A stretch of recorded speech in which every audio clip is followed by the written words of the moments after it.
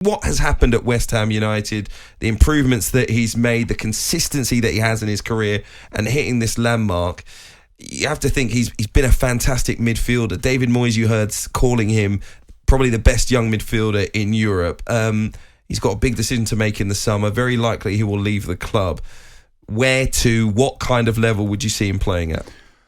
Well, I'm a big admirer of Declan. His throwback to back in my days, a genuine box-to-box player, dribbles with the ball, can pass, can galvanise a game.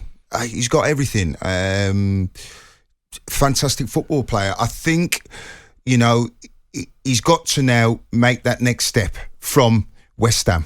Now, no disrespect to West Ham. I know the West Ham supporters will be saying Carlton, but I'm talking about him and his career and going on. Now, listen, if Man City get him, then Jesus, that's a problem with Ireland as well. And because De Bruyne's not getting any younger and what have you.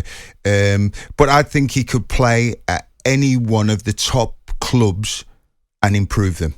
That's how highly I rate him. I'd love to see him go to Arsenal. Yeah? I think with what Arteta's doing at Arsenal, with the young players there,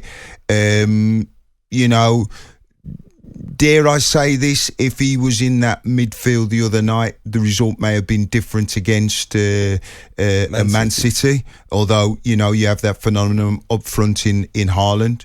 But I think he's that good. If any of the top clubs have the money, that is the player. If we're talking about Liverpool, that changes their complete club around. Yeah. Nunes will come alive next season, and we've talked about earlier, not really hit the heights of Ireland, but I've seen him play a lot of times. 17 goals this season. Trust me, he's going to be 25, 30 goals when he settles down. If he goes to somewhere like Liverpool, but we've seen Liverpool pull out the race for Bellingham. I don't know whether... Big money for Declan Rice. It's going to be big money. West Ham aren't going to let him go for less than, you would think, 120 million. I think it's a conversation that really Declan would have with the club and say, right, listen, I've gone as far as I can go with you. You're going to get good money for me.